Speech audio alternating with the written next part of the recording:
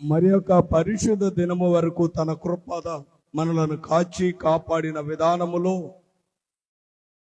మనమందరము కూడా దేవునికి స్తుతులు చెల్లించవలసిన వారమై ఉన్నాం. ఈ త్రిత్వం తర్వాతి 4వ ఆదివారములో చదవబడిన దేవుని లేఖన భాగమును ధ్యానించే ముందు తలలు వంచి చిన్న ప్రార్థన చేసుకుందాం. కృపగలిగిన మా తండ్రి, మహోన్నతుడు అయిన ప్రభు, మీకు వందనములు స్తోత్రములు చెల్లిస్తూ ఉన్నాం. మీ ఎనలేని కృపలో ఈ సమయములో ప్రభు మీ లేఖన భాగమును ధ్యానించబోతూ ఉండగా మీ పరిశుద్ధాత్మ మాకు అనుగ్రహించండి. వినగలిగిన చెవులను, గ్రహించగలిగిన మనస్సును మాకు అనుగ్రహించి నా నోటి మాటలు, మా అందరి హృదయ ధ్యానములు మీ దృష్టికి అంగీకారంగా చేసి మహిమ పొందమని యేసు నామములు వేడుకొని ప్రార్థన చేస్తూ ఉన్నాము తండ్రి, ఆమేన్. ప్రియమైనటువంటి దేవుని బిడలారా, త్రిత్వం తర్వాతి 4వ ఆదివారములో చదవబడిన లేఖన భాగములు మనము విని ఉన్నాం. ఈ సమయములో ఈ 4వ ఆదివారములో చదవబడిన లేఖన భాగమును మనము ధ్యానించే ముందు గడిచిన పరిశుద్ధ దినములో చదవబడినటువంటి లేఖన భాగములలో ఉన్నటువంటి ధ్యానాంశము మనం ఒకసారి జ్ఞాపకం చేసుకున్నట్లయితే, మారని తండ్రి ప్రేమ, మారని తండ్రి ప్రేమ. మీకా ప్రవక్త ద్వారా తండ్రి అయిన దేవుడు ఇశ్రాయేలీల ప్రజలు అనేక మారులు దేవుని తట్టు తిరగక దేవుని వైపు నుండి వారు దేవునికి వ్యతిరేకమైనటువంటి ఆలోచన కలిగి ఉన్నప్పటికీ కూడా ఆయన మీకా ప్రవక్త ద్వారా సెలవిచ్చిన మాట, నేను జాలి కలిగిన వాడను, నేను మీ పైన జాలిని చూపిస్తాను, మిమ్మల్ని క్షమిస్తాను అని తండ్రి అయిన దేవుడు మీకా ప్రవక్త ద్వారా మాట్లాడిన మాటలు మనము పాత నిబంధన లేఖనములో జ్ఞాపకం చేసుకున్నాం. పత్రికా లేఖన భాగంలో మనందరికీ తెలిసినటువంటి విషయాన్ని మనము ధ్యానం చేశాం. సౌలు ప్రధాన యాజకుల దగ్గర అధికార పత్రాన్ని తీసుకొని దమస్కు మార్గాన్ని ప్రయాణం చేస్తున్నప్పుడు జరిగిన సంఘటన, సౌలు దేవుని వెలుగును చూచి ఆ వెలుగులో తన కళ్ళు చూపును పోగొట్టుకొని కింద పడిపోయిన తర్వాత సౌలు దేవునిని అడుగుతున్నాడు, ప్రభువా నీవెవడవు? కింద పడిపోయిన అహంకారం తగ్గలేదు ప్రియులారా. కింద పడిపోయిన ఏమీ చెయ్యలేని పరిస్థితులలో ఉన్న తన అహంకారం తగ్గిపోలేదు. అహంకారంతో మాట్లాడుతూ ఉన్నాడు. అలాంటి అహంకారం కలిగి మాట్లాడినటువంటి సౌలును దేవుడు క్షమించాడు. క్షమించి 3 దినాలు అన్నపానాలు లేకపోయినా సౌలును ఎక్కడికి పంపించాడు? అననీయ దగ్గరకు పంపించాడు. అననీయ దగ్గరకు పంపించినప్పుడు అననీయ దేవునికి తెలియని ఒక సత్యం చెప్తున్నాడు. వీళ్ళారా, నన్ను రూపింపక మునుపు ఆయన మనలను ఎరిగి ఉన్నవాడు. మనకు ఆలోచన మన మనసులోనికి రాకముందే ఆయన ఎరిగి ఉన్న దేవుడు. కానీ ఇక్కడ అననీయ నీ దగ్గరికి సౌలు వస్తాడనగానే అవకాశం దొరికింది కదా అని ఈయన ముచ్చట చెప్పడం ప్రారంభించాడు. నీకేం తెలుసు ప్రభువా, నీ శిష్యులను హతమార్చిన వాడు, హింసించిన వాడని ఒకదానమూటకి చెప్పడం ప్రారంభించాడు. మనం కూడా అప్పుడప్పుడు మన నిజ జీవితంలో ఇలాంటి సంఘటనలు మనం చూస్తూ ఉంటాం ప్రియులారా. అవకాశం వస్తే చాలు, మా అత్త అండి, మా కోడలండి అని ప్రారంభిస్తారు. మీకు ఒకసారి చెప్పాను, ఇద్దరు భార్య భర్తలు ఒక దగ్గర కూర్చొని, మా అమ్మ నీకేమవుతుంది, మీ అమ్మ నాకేమవుతుంది, మా అమ్మ నీకు అత్త అవుతుంది, మా అమ్మ మీకు అత్త అవుతుంది, మీ అత్తకు మా అత్తకు ఏంటి తేడా అని నేను అడిగి, ఏంటి తేడా? అత్తలో ఉన్న కోడళ్ళు చెప్పచ్చు, అత్త లేని కోడళ్ళు అయితే చెప్పలేరు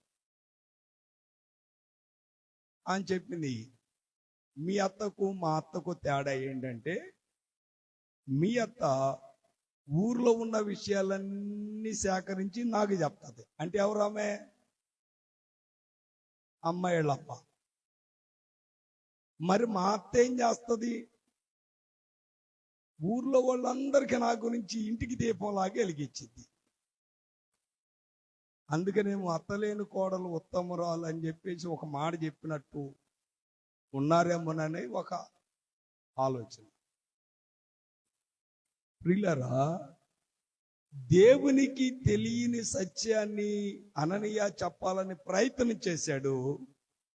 కానీ అననీయ, దేవుడు అననీయతో మాట్లాడినప్పుడు అననీయతో అంటాడు, అతడు నా నామము నిమిత్తము ఎన్ని శ్రమలు అనుభవించాలి. శ్రమలు అనుభవించడానికైనా సౌలు సిద్ధపడ్డాడు, పౌలుగా మార్చబడ్డాడు. దేవుని కోసం తన విశ్వాస పయనాన్ని కొనసాగించాడు. సువార్త లేఖనములో ఆస్తి తీసుకొని వెళ్ళాడు, మనందరికీ తెలుసు. చివరికి పందులు తినేటువంటి ఆహారాన్ని తిన్నటువంటి ఆ కుమారునికి జ్ఞానోదయం కలిగింది. తండ్రి, నీ కుమారుడుగా ఉండుటకు నేను యోగ్యుడను కాను, నీకును తండ్రికి విరోధముగా దేవునికి విరోధముగా పాపము చేశాను, నీ పనివారిలో ఒక్కనుగా ఉంచుకొనమని పశ్చాత్తాప్తుడైనప్పుడు తండ్రి కుమారునికి ప్రశస్తమైన వస్త్రాలు, కాళ్ళకు చెప్పులు, ఉంగరం తొడిగించి ఆయన విందును ఏర్పాటు చేశాడు. అనగా బానిసత్వము నుండి విడుదల చేసి ఆ తండ్రి ప్రేమ కుమారుని పట్ల కనపరిచాడు. పెద్ద కుమారుడు విన్నాడు, ఇంటి దగ్గరకు వచ్చాడు, ఇవన్నీ చూశాడు. ఏంటి పరిస్థితి అంటే వాళ్ళు చెప్పారు, ఇదిగో నీ తమ్ముడు తిరిగి వచ్చాడు. అంటే పెద్దవాడు అసూయ పడ్డాడు. ఎందుకు అసూయ? తమ్ముడు ఆస్తి తమ్ముడు తీసుకొని వెళ్ళిపోయాడు, ఇక మిగిలింది నాన్నది నాది, మా ఇద్దరిది నాదే అనుకున్నాడు. కానీ లోపు తమ్ముడు తిరిగి వచ్చాడు. పెద్ద కుమారుడు అంటున్నాడు, ఎప్పుడైనా నువ్వు నాకేమన్నా చేసావా? అప్పుడు తండ్రి అంటున్నాడు, నావన్నీ నీవి అని చెప్పినప్పుడు పెద్ద కుమారుడు వ్యసన పడ్డాడు. ప్రియమైనటువంటి వారలారా, చిన్న కుమారుడు ఆస్తి అంతా పోగొట్టుకున్నా ఆ తండ్రి తన ప్రేమ మారలేదు. నిన్ను నన్ను ప్రేమించిన తండ్రి, ఆయన నిన్ను నన్ను విమోచించుటకు ఆయన తన రక్షణ భాగ్యమును కలుగు చేయటానికి ఆయన మన పక్షమున తన రక్తమును సిలువలో ప్రోక్షించి నిన్ను నన్ను శుద్ధీకరించాడు, నిన్ను నన్ను రక్షించాడు. ఆ రక్షణకర్త అయినటువంటి ప్రభువుతో మన విశ్వాసాన్ని కొనసాగించబడటానికి మనము ఎలాగ ఉన్నాము? ఈ దినాన చదవబడిన ఈ లేఖన భాగములు మనము గమనించినప్పుడు ఈ 3 లేఖన భాగములలో మనము చాలా పర్యాయాలు ఈ లేఖన భాగాలు మనము చదువుకున్నాం ప్రియులారా. ఈ లేఖన భాగాలు మనము గమనిస్తూ ఉన్నప్పుడు పాత నిబంధన లేఖన భాగములో ప్రవక్త అయినటువంటి యెషయా ద్వారా మాట్లాడినటువంటి మాటలు ఇశ్రాయేలీల ప్రజలను ఉద్దేశించి ఇశ్రాయేలీల ప్రజలను ఆయన ఒక నూతనమైన స్థితిలో వారు జీవించాలని వారిని హెచ్చరిక చేస్తున్నాడు, వారిని హెచ్చరిస్తూ ఉన్నాడు. ఎందుకు హెచ్చరిస్తారు? ఇదిగో నీవు కనుక దీనిని పాటించకపోతే నీకు ప్రమాదం జరుగుతుంది, హెచ్చరిక. అప్పుడప్పుడు మనము ఆ ప్రయాణం చేస్తున్నప్పుడు కొన్ని బోర్డ్స్ మనం చూస్తాం, హెచ్చరిక. ఆ హెచ్చరిక ఒకవేళ మనము పాటించకపోతే, గమనించకపోతే ప్రమాదాన్ని మనము కొని తెచ్చుకుంటాం. ఇశ్రాయేలీల ప్రజలు ఎందుకు ఇశ్రాయేలీల ప్రజలను హెచ్చరిక చేస్తున్నాడు? వారు ఆత్మతో కాక, వారు భక్తితో కాక, వారు దేవుని బిడలగా కాక, దేవుని సహవాసములో ఉండవలసినటువంటి వారు ఎలాగ ఉన్నారంటే వేషధారణ కలిగిన వారుగా ఉన్నారు, భక్తిహీనత కలిగినటువంటి వారుగా ఉన్నారు. నీతిగా జీవించవలసిన వారు, దేవుడు చెర నుండి వారిని విడుదల చేసిన తర్వాత దేవుని చిత్తమునకు లోబడవలసినటువంటి వారు దేవునికి లోబడక పై నామకార్థమైనటువంటి విశ్వాసాన్ని, నామకార్థమైన జీవితాన్ని, నామకార్థమైన భక్తిని కొనసాగిస్తూ దేవునిని ప్రశ్నించేటువంటి పరిస్థితులలో వారు ఉంటూ ఉన్నారు. ప్రియులారా, ఈ 58వ అధ్యాయాన్ని మనము గమనించినప్పుడు ప్రవక్త అనే యెషయా ద్వారా ఇశ్రాయేలీల ప్రజల పరిస్థితులు మార్చబడాలని, ఇశ్రాయేలీల జీవితం నూతనపరచబడాలని, ఇశ్రాయేలీలు దేవుని తట్టు తిరిగి ఆయన నామములో వారు బలపరచబడి దేవునికి వారి ఇష్టలుగా జీవించాలని ప్రవక్త యెషయా ద్వారా మాట్లాడుతూ ఉన్నాడు. ప్రియులారా, ప్రేమైనటువంటి కానీ ఇశ్రాయేలీల ప్రజలు దేవునికి వ్యతిరేకంగా జీవిస్తూ దేవుని దీవెనలకు దూరముగా ఉంటూ ఉన్నటువంటి వారికి ఆయన హెచ్చరిక చేస్తూ ఉన్నాడు. ఇదిగో మీ విశ్వాస జీవితం, మీ స్థితి మీరు మార్చుకోవాలి. మార్చుకొనకపోతే నాకు ఇష్టమైనటువంటి జీవితాన్ని మీరు కలిగి ఉండకపోతే మీకు మరణం తథ్యం, మీకు ఆయన కోపమునకు గురవటం తథ్యం అని హెచ్చరిక చేస్తూ ఉన్నాడు. ప్రియులారా, హెచ్చరిక చేయటం ద్వారా ఒక ఉపాధ్యాయుడు ఆ క్లాస్ రూమ్ లో ఉన్నటువంటి విద్యార్థినులను ఎందుకు హెచ్చరిక చేస్తారంటే వాళ్ళు మంచి ఉత్తీర్ణతను సాధించాలనేటువంటి ఆశ, వారిని ప్రేమిస్తూ ఉన్నాడు కనుక వారు దేవునిలో ఎదగాలనేటువంటి ఆలోచన కలిగి వారిని హెచ్చరిక చేస్తుంటారు, గద్దిస్తూ ఉంటారు. ఈ దినాన దేవుని వాక్యం మనతో మాట్లాడుతూ ఉంది. మనము ఎలాగా ఉన్నాం, మనము ఏ రీతిగా ఉన్నాం? ప్రియమైనటువంటి దేవుని బిడలారా, దేవుని చిత్తం కాని జీవితాలు ఒకవేళ మనం జీవిస్తూ ఉన్నామేమో, దేవునికి అనుకూలమైనటువంటి ఆలోచన మనము లేనటువంటి వారముగా ఉన్నామేమో, దేవునికి లోబడినటువంటి స్థితిలో మనం ఉన్నామేమో. వాక్యం చదువుతున్నాం, పాటలు పాడుతూ ఉన్నాం, వాక్యం చెప్తూ ఉన్నాం, దేవాలయంలో దేవుని సన్నిధానములు గడుపుతున్నాము, కానీ మన మనస్సులు మార్చబడుతూ ఉన్నాయా? మన మనస్సులు మార్చబడుతూ ఉన్నాయా? నీ మనస్సు మారి నూతన మగుట వలన రూపాంతరము చెందడి. దేవాలయంలో ఉన్నంత కాలం, దేవాలయంలో ఉన్నంతసేపు భక్తిపరులం, దేవాలయంలో ఉన్నంతసేపు దేవుని బిడలం, దేవాలయంలో ఉన్నంతసేపు మనకంటే గొప్పవాడు లేడు అని అనుకుంటాం. కానీ దేవుని వాక్యాన్ని విన్నా మనం దేవుని వాక్యములో జీవించడానికి మన మనసులను మనము సిద్ధం చేసుకోవాలని ఈ సమయంలో జ్ఞాపకం చేయబడతా ఉంది. ప్రియులారా, ఇక్కడ మనము గమనించిన వారమైతే ఈ అధ్యాయంలో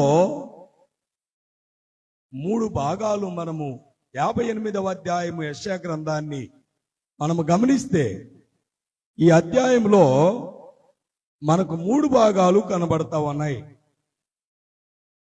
3 భాగాలు కనబడతా ఉన్నాయి. మొదటి 2 వచనాలు మానవుడు కపటమైనటువంటి ఆలోచనతో కూడిన భక్తిపరుడై ఉన్నాడు. రెండవది 3వ వచనము నుండి 7వ వచనం వరకు నా లేఖన భాగములో మనం గమనిస్తే దేవుని చిత్తమును నెరవేర్చలేనటువంటి లోక సంబంధమైన ఉపవాసపు జీవితముగా జీవించేటువంటి జీవితాన్ని సూచిస్తా ఉంది. మూడవది 8వ వచనము నుండి మనము గమనిస్తే దేవునికి ఇష్టమైనటువంటి ఉపవాసపు జీవితము వలన కలిగేటువంటి ప్రతిఫలాలు ఈ లేఖనములో మనకు కనబడతా ఉన్నాయి. వీళ్ళరా, మనము ఎలాగా ఉన్నాం? మనము ఏ రీతిగా ఉన్నాం?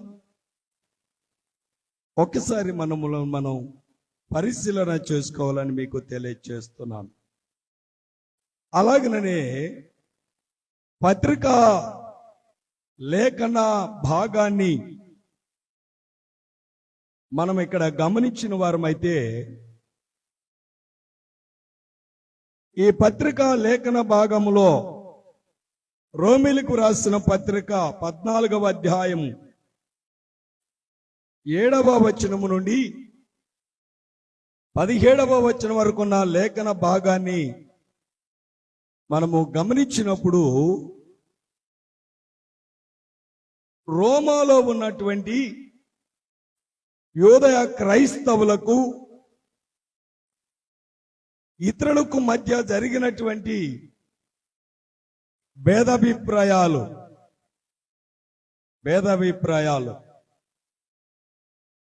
ఆ భేదాభిప్రాయాలలో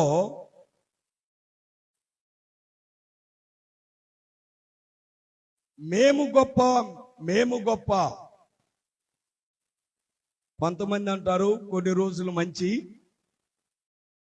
కొన్ని రోజులు చెడ్డయి. ఏది మంచిది, ఏది చెడ్డది? మన మనస్సు ఎప్పుడైతే సంకుచితమైన భావం కలిగి ఉంటుందో అప్పుడే చెడ్డది. దినములన్నీ మంచివి. ప్రియులారా, చిన్న మాట, ముహూర్తం పెట్టారు. ఈ ముహూర్తం దాటితే మరి ఆ ముహూర్తం లేదు.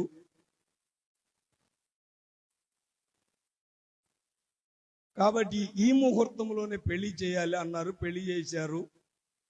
పెళ్లి చేసుకుని వస్తా ఉన్నారు, యాక్సిడెంట్లో చనిపోయారు. మంచి ముహూర్తంలో పెట్టిన పెళ్లి కలకాలం ఉండాలి కదా. ఏది మంచిది, ఏది చెడు? ఇక్కడ ఆహార నియమాలు, ఒకడేమో మాంసం తినేవాడు, మరొకడేమో శాకాహారి. నేను గుడ్డు కూడా తినను, తినపోతే వచ్చి నష్టమేంది? నాకు తెలిసినప్పుడు 2 పైసలు గుడ్డు, చాలా మందికి తెలిసి ఉంటుంది 3 పైసలు. 1 రూపాయి తీసుకెళ్తే ఇంట్లోకి ఆ రోజు సరిపడే కూర అంతా సరిపోయేది. నేను గుడ్డు కూడా తిని చికెన్ తినమాకు, తినపోతే ఏమన్నా రేటు ఏమైనా తగ్గిందా? అదేనా గొప్ప? ప్రియమైనటువంటి వాళ్ళు, ఇలాంటి వాళ్ళు చాలా మంది ఉంటారు. నేను అది తినను, నేను ఇది తినను, నేను అలాగంటా, నేను ఇలాగ. మంచిది, అది నీ ఇష్టం, నీ పరిస్థితిని బట్టి, నీకున్న అలవాటుని బట్టి. అది తప్పని అనడం లేదు. ఎదుటివానిని వారు తినేటువంటి ఆహారమును బట్టి, వారిలో ఉన్నటువంటి ఆలోచన విధానములో మేము గొప్ప ఇలాంటి భావన కలిగినటువంటి వారిని పౌలు వారిని బలపరుస్తూ వారి విశ్వాసము దేవునిలో బలపరచబడి క్రీస్తు సహవాసములో సహోదర ప్రేమతో ఒకరిని ఒకరు తీర్పు తీర్చుకొనక అందరూ ప్రభు సహవాసములో పరిశుద్ధత కలిగినటువంటి వారుగా ఉండడానికి మనము బలపరుచుకోవాలి అని పౌలు మాట్లాడుతున్నాడు. కారణం పౌలు చెప్తాడు, మనలో ఎవడును తన కోసరం బ్రతకడు, ఎవడు తన కోసరం చనిపోడు. మనము బ్రతికినను చనిపోయినను క్రీస్తు కోసమే బ్రతుకుచూ ఉన్నాము. కాబట్టి మనము ప్రభువారమై ఉన్నాము. ప్రభు చిత్తమునకు లోబడినటువంటి వారముగా విశ్వాస సహవాసములో దేవునిలో మనము ప్రార్థన యందు ఏకముగా బలపరచబడిన వారమై దేవుని సంఘముగా మనము కట్టబడినటువంటి వారమై ఉండాలి అని విశ్వాసులను బలపరుచుచు పౌలు ఈ లేఖన భాగములో జ్ఞాపకం చేస్తూ ఉన్నాడు. ప్రియులారా, ప్రియమైనటువంటి దేవుడిలారా, చదవబడినటువంటి పరిశుద్ధ సువార్త లేఖన భాగం, ఈ సువార్త లేఖన భాగంలో యేసుక్రీస్తు ప్రభువారు కొండ మీద చేసిన ప్రసంగం అండి. మేము బైబిల్ అంతా చదివేమండి. ఇప్పటికి ఎన్నిసార్లు చదివామో తెలుసా? బైబిల్ ఉపయోగం ఏంటి? చదువది ఎంత కలిగిన రసజ్ఞత ఎంచుకున్న ఆ చదువు నిరర్ధకము, గుణ సంయుతులు ఎవరు మెచ్చరు ఎచ్చటం అని వేమన పద్యాలలో ఒక పద్యం. ఎన్నిసార్లు చదివితేమి, ఎంత చదివితేమి, దానిలో ఉన్న సత్యాన్ని నువ్వు గ్రహించాలి కదా. చిన్న మాట, నీకు రావలసిన దానిలో ఆ యజమానుడు కొంచెం తగ్గించాడు అనుకోండి, నీ జీతంలో కొంచెం కోత కోసాడు, ఊరుకుంటారా? మరి దేవునికి చెందవలసిన సమయం, దేవునికి చెందవలసిన జీవితం, దేవునికి చెందవలసిన ప్రతిదానిలో మనం ఎలాగ ఉన్నాం? నీ బైబిల్ అంతా చదవడం అవసరం లేదు, కానీ మత్తయి సువార్త 5వ అధ్యాయం నుంచి 7వ అధ్యాయం వరకు రోజు నువ్వు చదవగలిగితే బైబిల్లో ఉన్న సత్యం ఏమిటో నువ్వు తెలుసుకోగలుగుతావు. నేనేమై ఉన్నానో, నా స్థితి ఏమై ఉందో తెలియచేయగలిగినటువంటి గొప్ప లేఖన భాగం కొండ మీద చేయబడిన ప్రసంగం. ప్రియులారా, ఏదో ఇష్టంగా అయిష్టంగా తెస్తాం కానుకలు, ఏదో లోపలేమో కలుషితమా ప్రియులారా. అందుకని ఇక్కడ యేసుక్రీస్తు ప్రభువారు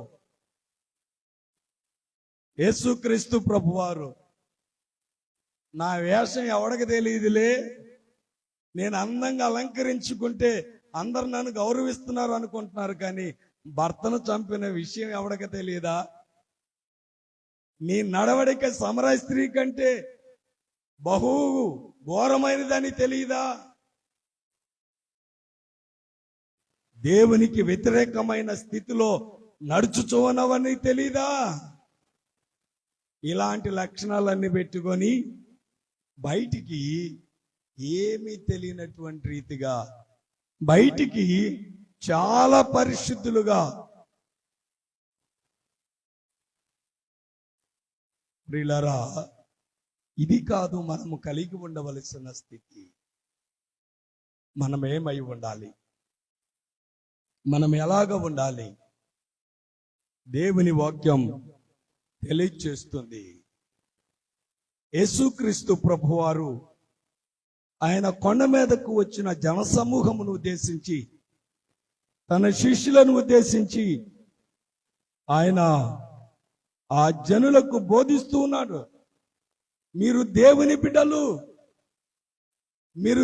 బిడ్డలు. యేసుక్రీస్తు ప్రభువారు అంటారు, మీరు మీ సొత్తు కారు, నా వెళ్ళలేని రక్తమునిచ్చి సంపాదించుకొనబడిన నా సొత్తై ఉన్నారు, నా ప్రజలై ఉన్నారు. నీవు తోడై ఉన్నా చాలు, యేసు నిత్యంబు నాకది మేలు. ఎందుకు అంటే మీరు నా సొత్తు, నా ప్రజలు కాబట్టి నేను మీ పక్షాన మీరు పొందవలసిన మరణమును నేను అనుభవించాను, ఆ మరణ వేదనల నుండి మిమ్మల్ని విడుదల చేయటానికి. అందుకే మనము బ్రతికినా ప్రభువారమై ఉన్నాము, చనిపోయినా ప్రభువారమై ఉన్నాము. గొప్ప ప్రసంగం చేసినంత మాత్రాన, గొప్పగా పాటలు పాడినంత మాత్రాన, లేక ప్రార్థించినంత మాత్రాన, దేవుని సన్నిధానమునకు వచ్చినంత మాత్రాన మనము పరిశుద్ధులముగా, దేవుని బిడ్డలముగా ఉన్నామనుకుంటే పొరపాటే. మనకి ఎంత బాగోకపోయినా, మనకు కావలసిన వారి దగ్గర ఫంక్షన్ అంటే మనకి ఎన్ని బాధలు ఉన్నా ఫంక్షన్కి అటెండ్ అవుతాం. కానీ ఆ ఫంక్షన్కి అటెండ్ అవ్వడానికి శక్తినిచ్చిన దేవుని విడిచిపెట్టి మనము ఏదో ఒక సాకులు చెప్తూ ఉంటాం. అమ్మో, నేను ప్రార్థన చేస్తున్నాను, ఇంట్లో ప్రార్థన చేసుకుంటాను. ఇంట్లో ప్రార్థన చేయాల్సిందే, కానీ విశ్రాంతి దినాన దేవుని సన్నిధానములో జీవించవలసిన మనం ఎలాగ ఉన్నాం? ఇశ్రాయేలీలు కపటమైన భక్తి, కపటమైన ఆలోచన. యేసుక్రీస్తు ప్రభువారు ఆయన ఈ లేఖనములో జ్ఞాపకం చేస్తున్నాడు. మనతో మాట్లాడినటువంటి వారు, మనతో పలకనటువంటి వారు, మనల్ని ఏదన్నా ఏమిగా మాట్లాడినటువంటి వారు పొరపాటున మన ప్రక్కకు వస్తే మనం చాలా సంతోషంగా ఉంటాం కదండి. చాలా సంతోషంగా ఉంటాం. అయ్యా, దేవుడు నన్ను స్వస్థత పరిచాడయ్యా. ఎందుకు భూమి మీద అనవసరంగా ఆ ధాన్యం, బియ్యం రేట్లు పెరిగిపోతూ ఉంటే నీకు స్వస్థత కలగడం వల్ల ప్రయోజనం ఏంటి? ప్రియులారా, క్రైస్తవులం ఏదో నామకార్థంగా క్రైస్తవులం. అందుకైనా హెచ్చరిక చేస్తున్నాడు. మీరు పరిపూర్ణులుగా ఉండాలంటే, మీరు సంపూర్ణత కలిగి ఉండాలంటే, నేను మంచివాడినే కానండి, మా ఆవిడ ఊరక గయ్యాలి అండి. అంటే మా వాళ్ళు అన్నరులే అండి, మా వాళ్ళు చాలా మంచి. మా వాళ్ళు అంటే ఎవరు అమ్మా? ఎవరు మా వాళ్ళు? ఆ పురుష జాతి చాలా మంచివాళ్ళు. మీ దెబ్బకి మేము అల్లాడిపోతున్నాం. అంటే మీరంటే మీరు కాదురా, లోకంలో సంగతి చెప్తా ఉన్నాం. ప్రియులారా, మా దేవాలయానికి వెళ్ళావా? వెళ్ళానండి. ప్రార్థన చేసి అసలు నాకు ఏ పాపం తెలియదండి. మనలో పాపము లేదని మనము చెప్పుకుని ఎడలా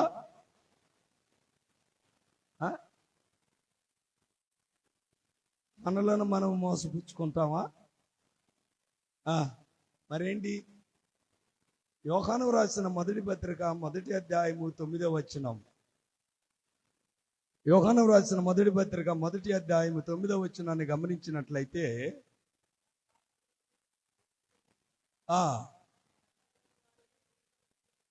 కనుక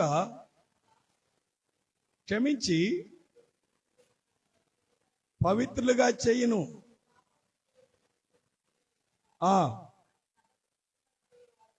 ప్రియులారా, నాలో పాపం లేదండి.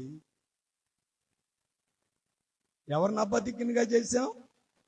దేవునిని. ప్రియులారా, దేవుని బిడ్డలుగా చెప్పుకుంటున్నటువంటి మనలో ఉండవలసిన ఒక గొప్ప లక్షణాన్ని యేసుక్రీస్తు ప్రభువారు కొండ మీద ప్రసంగంలో మాట్లాడుతూ ఉన్నారు. ఏంటి ఆ లక్షణం?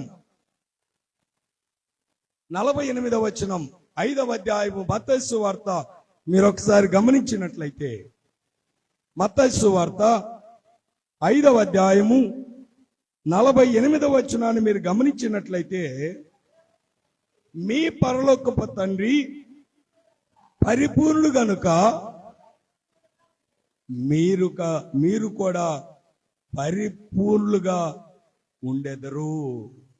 ఉండాలి అంటలా, ఉండెదరు. ఉండాలి అంటే 43వ వచనాన్ని మీరు గమనిస్తే,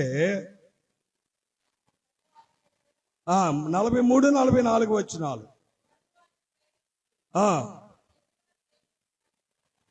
మాట మీరు విన్నారు కదా, నేను చెప్పినదేమనగా, కుమారులై ఉండునట్లు మీ శత్రువులను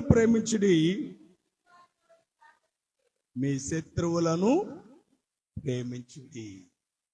మనము లెంట్ కాలంలో పాడతాం, అపరాధిని యేసయ్య కృప చూపి బ్రోమయ్య, శిక్షకు నేను పాత్రుడను.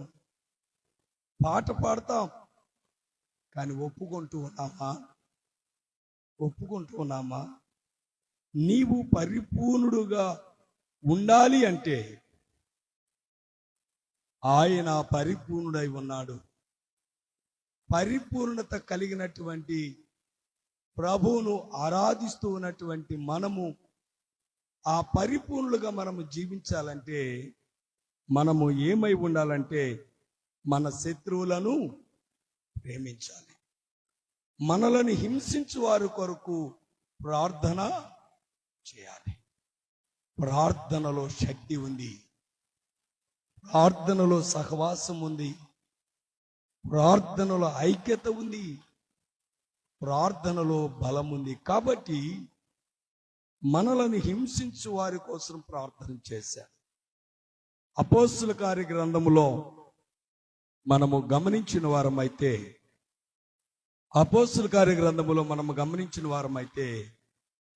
మనకు అక్కడ స్టెఫను అనేటువంటి ఆయన కనబడతా ఉన్నాడు.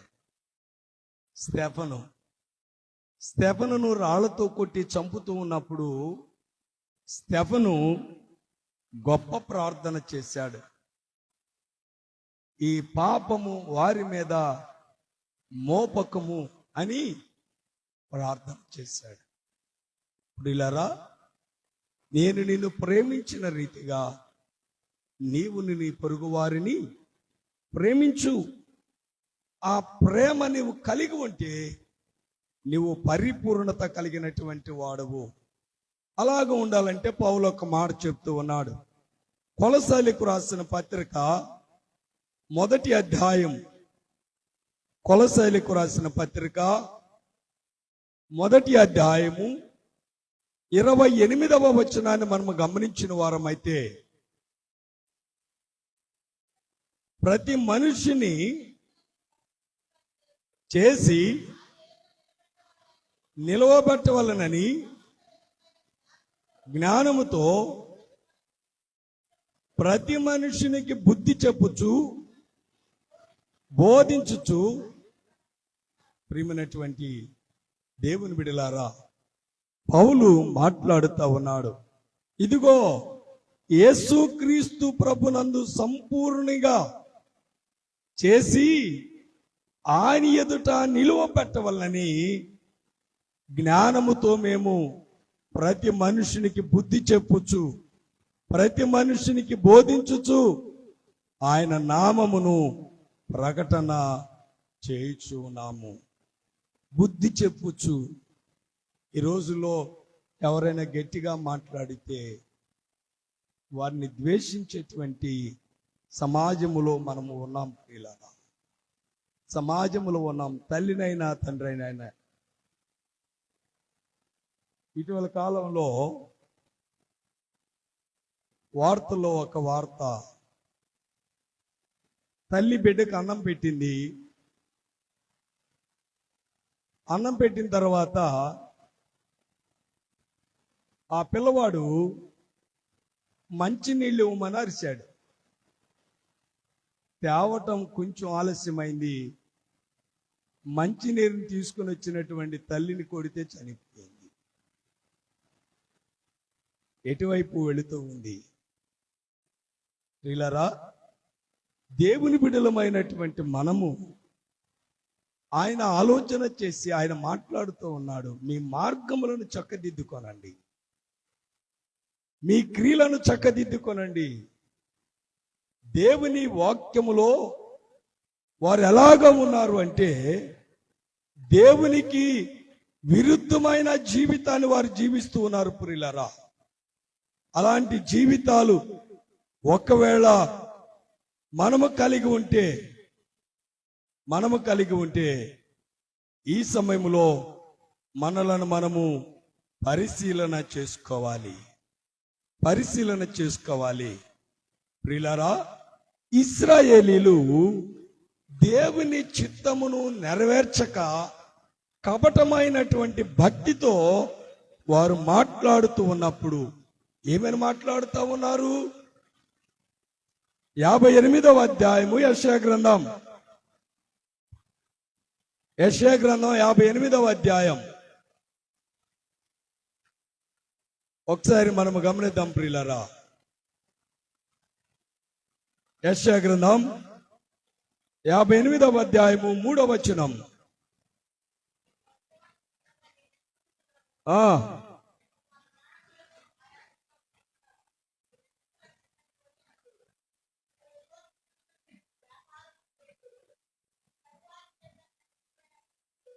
ప్రియమైనటువంటి దేవుని బిడ్డలారా, ఎక్కడికి వెళ్తున్నారండి? ఉపవాస ప్రార్థనకి. అంటే ఉపవాస ప్రార్థనకి వెళ్తున్నా, మంచిది. ఎప్పుడు వెళ్తున్నావు ఉపవాస ప్రార్థనకి? దేనికి వెళ్తున్నావు? ప్రార్థనకి వెళ్తున్నావు, మంచిది. ఉపవాస ప్రార్థనకి వెళ్తున్నావు, ఇంకా మంచిది. ఏంటి ప్రయోజనం? నామకార్థం, పైపైన భక్తి, పైపైన ఆలోచన. ప్రియులారా, గొప్పగా చెప్పుకుంటాం, నాకు అది ఉందండి, నాకు ఇంత వస్తుంది అంత వస్తుందని. కానీ నీ జీవితం ఎంత? అందుకే ఆయన అంటాడు, ఒరి వెరివాడా, నువ్వు ఎంతలో కనబడి అంతలో మాయమైపోతావు. జాగ్రత్త.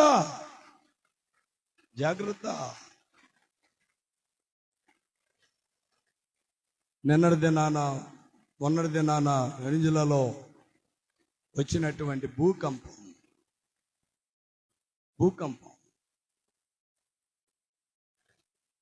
పిల్లరా, దేవుని వాక్యాన్ని మనం క్షుణ్ణంగా చదివితే, దేవుని వాక్యాన్ని మన జీవితానికి అన్వయించుకుంటే, నేను ఎలాగ ఉన్నాను, తిట్టడం మానవు, ఎదుటి వాని పైన కలహ బుద్ధి విడిచిపెట్టవు.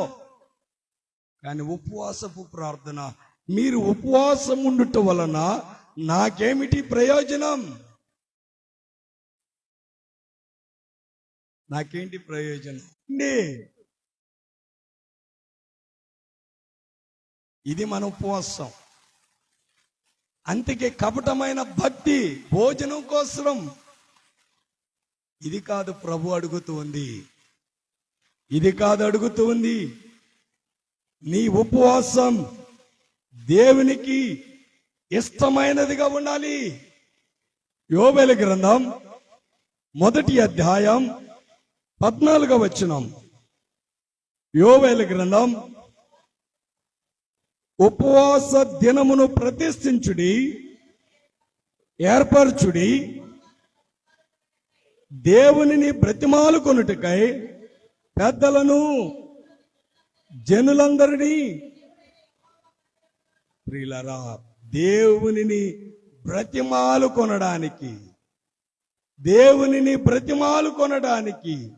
ప్రభువా, ఈ ఉపవాసపు దినాన ఎవరుండాలట? ఎవరుండాలి అండి? ఎవరుండాలి ఉపవాస దినాన?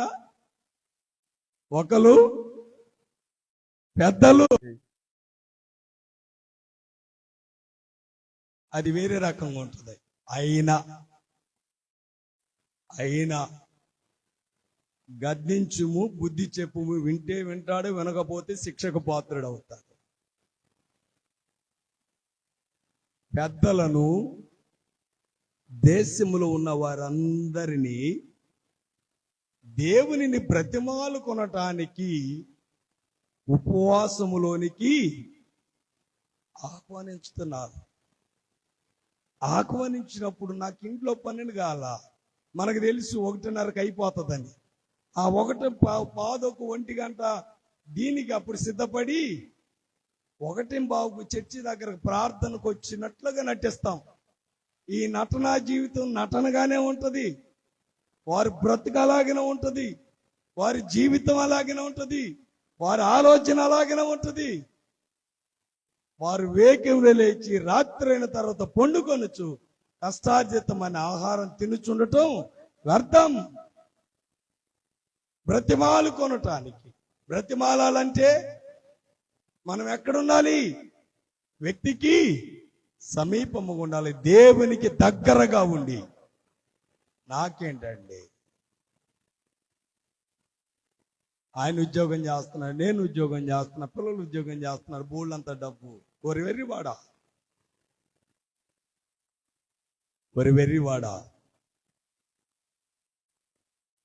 ప్రియులారా, గట్టిగా ఒక పట్టు తినలేనటువంటి పరిస్థితిలో నీ సంపాదన ఎవడదగున ఒకసారి యోచించుకో. దేవునిని బ్రతిమలాడుకొనడానికి ఎవరు బ్రతిమలాడుకుంటారు? మాటలు చెప్పమంటే చాలా మంది చాలా తెలివిగా మాట్లాడతారు. చాలా చక్కగా మాట్లాడేవమ్మా నువ్వు. మన మాటల క్రియల రూపంలో ఉన్నాయా? దేవుని పట్ల మన క్రియ ఎలాగ ఉంది? అందుకని మీరు ఉపవాసం ఉండుట ద్వారా నాకేమిటి ప్రయోజనం? మీరు ఉపవాసం ఉండుట ద్వారా నాకేంటి ప్రయోజనం? మీ ఉపవాసము నాకు అనుకూలమా? ప్రియులారా, దేవుని వాక్యములో జ్ఞాపకం చేయబడుతున్నటువంటి మాట ఏమిటంటే, ఒకటి, ఆయనను బ్రతిమలాడుకొనడానికి మనం ఉపవాసం ఉండాలి. రెండవ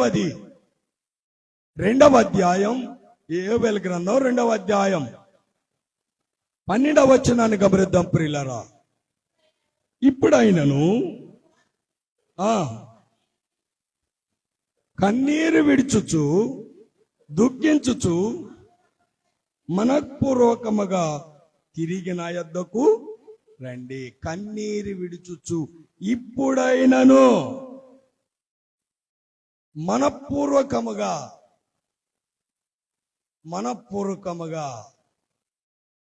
అందుకని దావీదు తాను చేసిన ప్రార్థన, దేవా నీ కృప బాహుళ్యపు చొప్పున నా అతిక్రమములను తుడిచివేయి. నేను పాపములో పుట్టినవాడను, పాపములోని నా తల్లి నన్ను గర్భములు దాన్ని. కన్నీరు విడిచుచు ప్రార్థన చేయమంటే ఒక్కడ చెయ్యం. మన పేరు పాంప్లెట్లు వేసి మన పేరు గట్టిగా 2-3 సార్లు పిలిస్తే కానీ అప్పుడు ముందుకు రావు. నామకార్థమైన భక్తి ఏందోనండి, నాకు అక్కడ చెయ్యాలంటే మరి అక్కడ చేస్తావు, మరి ఇక్కడ వేసినని సంచిలో పెడతావు.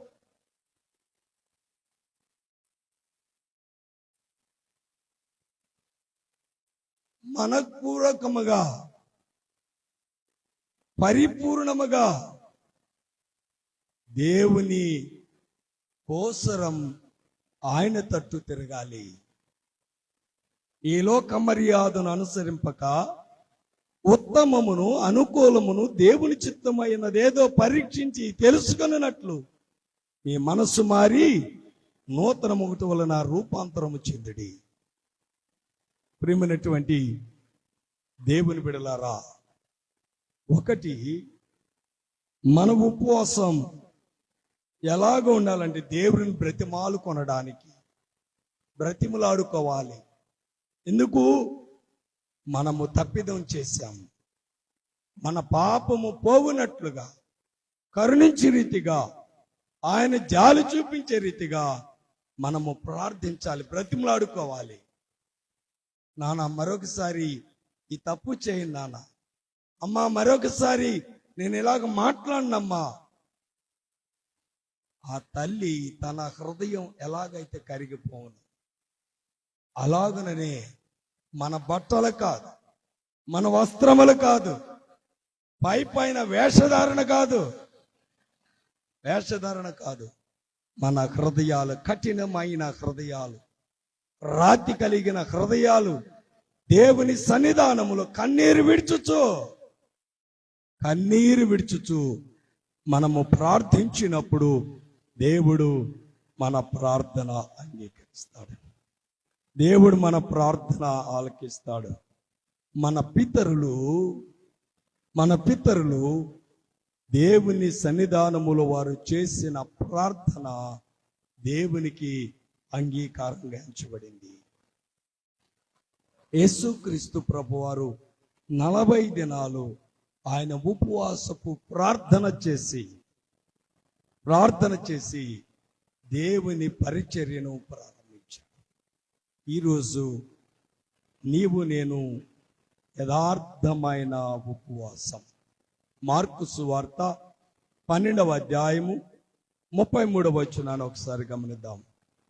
మార్కు సువార్త 12వ అధ్యాయం 33వ వచనాన్ని ఒకసారి గమనిద్దాం.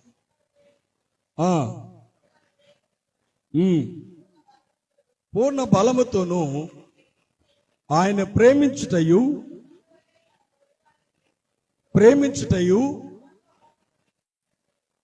ప్రేమైనటువంటి దేవుని బిడ్డలారా, ఇక్కడ మాట్లాడుతూ ఉన్నాడు యేసుక్రీస్తు ప్రభువారు మాట్లాడుతున్నాడు. ఇదిగో ప్రేమించుట,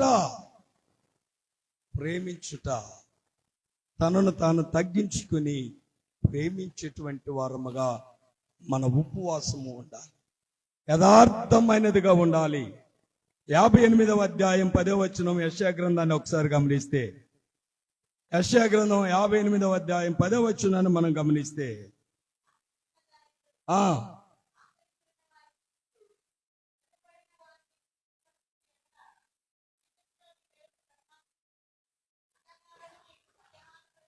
ప్రియులారా, ఆకలి కొనిన వారికి, శ్రమపడిన వారికి వారిని తృప్తిపరచినప్పుడు చీకటిలో నీ వెలుగు చీకటిలో నడుచు జనులు గొప్ప వెలుగును చూస్తారు. అనగా పాపముల నుండి నీవు విమోచించబడతావు. 1 బ్రతిమలాడుకొనడానికి, 2 ఆయన తట్టు తిరగడానికి, 3 ప్రేమించడానికి, 4వది ఆయన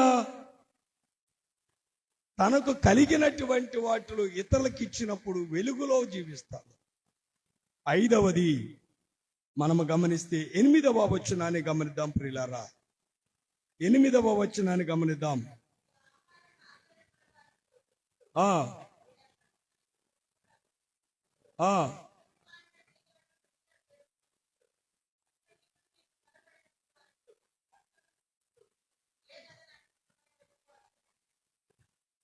అలాగున నీవు చేసినడలా ఉదయించును ప్రియులారా.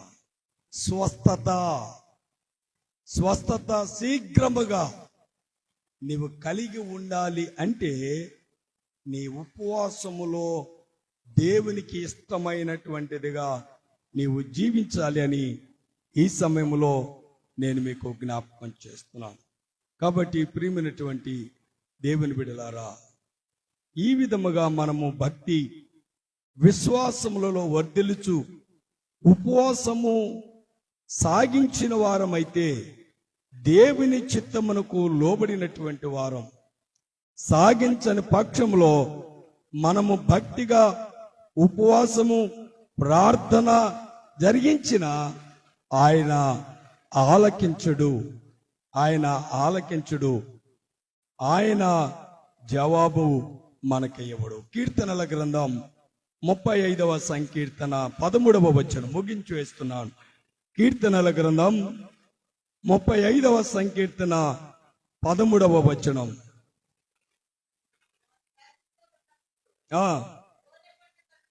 గోనె పట్ట కట్టుకొని ఆయనను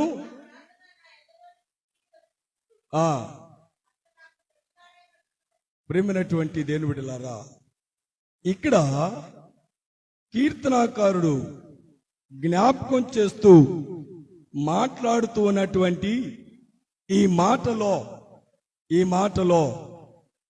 35వ సంకీర్తన 13వ వచనములో వారి వ్యాధితో ఉన్నప్పుడు గోనె పట్ట కట్టుకొని ఉపవాసము చేత నా ప్రాణమును ఆయాసపరుచుకొంటిని, అయినను నా ప్రార్థన నా ఎదలోనికి తిరిగి వచ్చి ఉన్నది.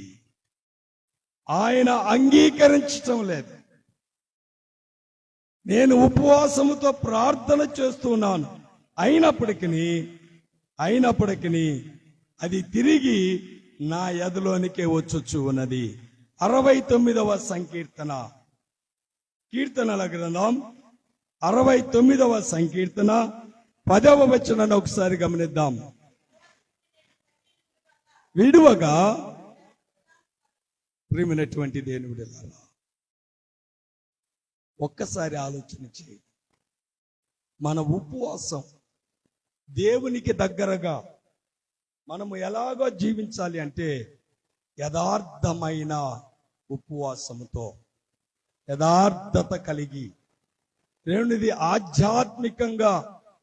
ఆధ్యాత్మికంగా మనము అలాగూ దేవుని వద్దకు వచ్చినట్టు వారమైతే, బ్రతిమలాడుకొని వారమైతే, కన్నీరు విడిచి ఆయన తట్టు తిరిగిన వారమైతే, ఇతరులకు ఆపదలో ఉన్న వారికి సహాయకులుగా ఉన్న వారమైతే మనకు స్వస్థత కలిగేటువంటిది. అలాగూ లేకపోతే చివరిగా చెప్పబడిన మాట 69వ సంకీర్తన 10వ వచనాన్ని ఒకసారి గమనిద్దాం. ఉపవాసముండి విడువగా, ప్రియమైనటువంటి వారలారా, ఉపవాసముండి కన్నీరు విడిచిన అది నాకు నిందాస్పదమై, అలాగూ కాదు. ఈ దినాన నీవు పరిపూర్ణత కలిగి దేవుని బిడ్డగా ఉండాలి అంటే నీ శత్రువులను ప్రేమించండి, నిన్ను ద్వేషించే వారిని నిమిత్తమై ప్రార్థించండి. అలాగూ మనం ఉన్నట్లయితే మనము పరిపూర్ణముగా ఉంటాము. అటువంటి పరిపూర్ణత కలిగిన జీవితములో నీ సహోదరుని ప్రేమించుచు నీ విశ్వాసతలో ముందుకు కొనసాగులాగన పరిశుద్ధాత్మ దేవుని కృప తోడుగా ఉండి బలపరుచునుగాక. ఆమేన్. సమస్త జ్ఞానమును గమించిన దేవుని సమాధానము యేసుక్రీస్తు వలన మీకును మీ తలంపులకును మీ హృదయములకును కావులు ఉండి నడిపించునుగాక. ఆమేన్.